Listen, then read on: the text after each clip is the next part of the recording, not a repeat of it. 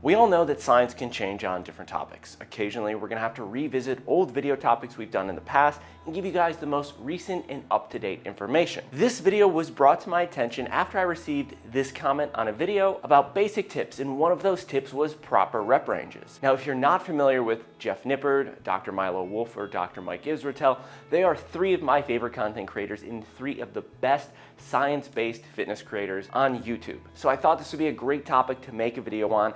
As I walk through some of their research and some of the videos they've made, let's find what the evidence has to say and what they support for the ideal rep ranges, and we're gonna jump into that right now. I recommend staying tuned all the way to the end because the information that I lay out really helped me learn a little bit more about rep ranges, and I'm really shocked when you find out what Dr. Milo Wolf has to say, so let's jump into this. First, I went back and I dug through all the countless hours of video footage that these creators have made on rep ranges to find out exactly what they had to say. And after hours of video footage, well, not exactly.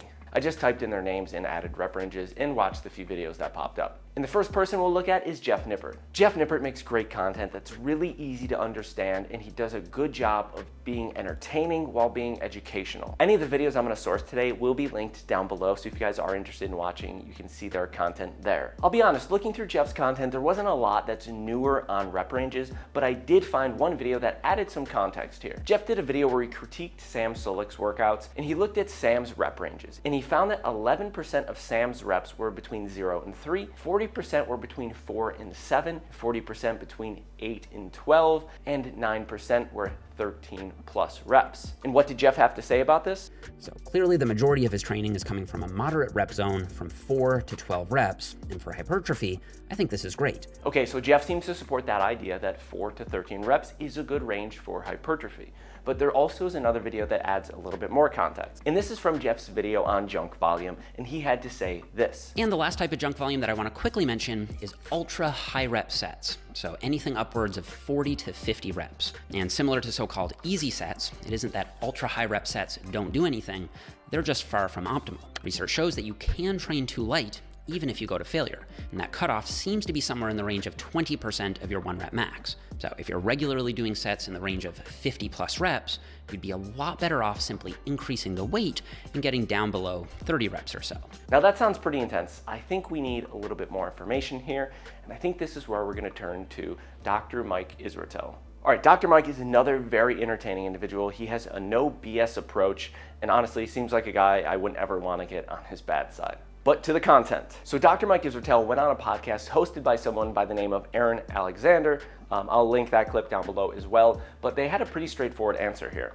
Would you say somewhere in like 10 to 15 rep range would be kind of ideal hypertrophy in like the 4 to 5 set range, or what was 5 to just 30 general? 5 to 30 reps. 5 to 30 reps. That's a broad. It's a broad range. Good news. No really wrong answers. Yeah. 5 to 30. Okay, that seems pretty high, but Jeff did mention 50 plus also being a viable option.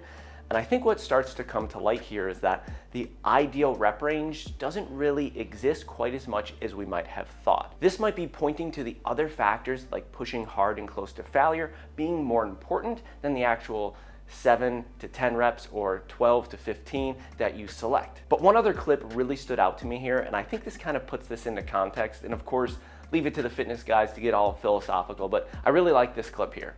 It's like asking, what's a dog? An alien comes down and goes, what is a dog? And they, for some reason, speak strangely. And you say, this is a dog, and you show them like a teacup poodle. And then they point to a Great Dane and go, what's that? And you're like, believe it or not, that's also a dog. And they're like, nonsense. They point to a golden retriever like, this is only the dog. And you're like, that's the typical dog. But it turns out lots of different dogs are still dogs. So I think what Dr. Mike is saying that rep ranges aren't black and white. I think there's a lot of gray area, and you can live within whatever rep range best fits you. But we really haven't seen much research on these topics. So here's where we enter Dr. Milo Wolf. Now, Dr. Milo Wolf is one of the most underrated content creators on YouTube if you're in the fitness space. He makes amazing content that really does break down the science. He helps you understand the concepts behind why research points to certain conclusions. You're definitely going to be more educated when you start watching his content. And of course, Dr. Milo Wolf has research on these topics where he breaks down a 2021 review discussing rep ranges, and he even breaks down each individual study where he says this. What is the best repetition range to work in for muscle building? And in short, here's what they found. They found that going too light, much below 30% of your 1 rep max, or going too heavy, much above 85% of your 1 rep max, both actually impede muscle growth. So the research seems to support that you can see similar growth using 30 to 85% of your 1 rep max. And this really does start to line up here. And his final recommendations are as followed. Most of your training should take place in the 5 to 15 rep range for practicality reasons.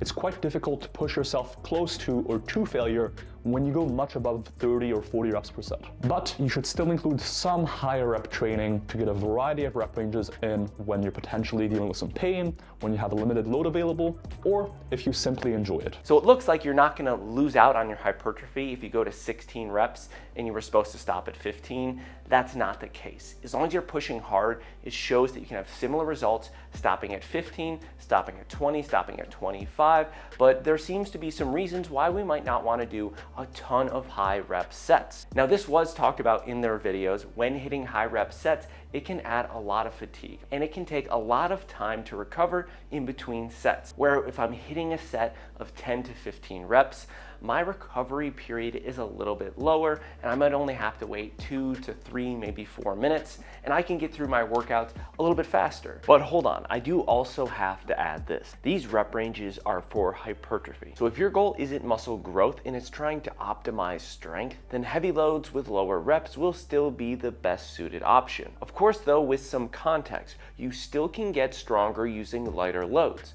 A 2021 review even stated, it should be noted that while heavy load training is clearly requisite for maximizing 1 rep max, significant strength gains in this test are routinely observed with the use of low loads. But as you're starting to see the theme in this video, not everything has only a single use. So at the end of the day, even though we're recommending that there's no one perfect rep range for hypertrophy, it does seem like maybe most of your sets should exist within that 5 to 15 rep range. I think that makes the most sense for most people to be able to manage an appropriate workout in an appropriate amount of time. It is a great idea to mix in some variation, but do what best fits your workouts. Now that you guys have this information, I hope you enjoyed it. If you're interested in any of the videos that I discussed, the creators I mentioned, I'll link all their channels and their videos below. I hope you guys did like this. If you did, hit that like button. Consider subscribing to my channel. We're always trying to grow here. This video right up here is recommended by YouTube for you of my content. So make sure you watch that one. And yeah, hope you guys have a good day.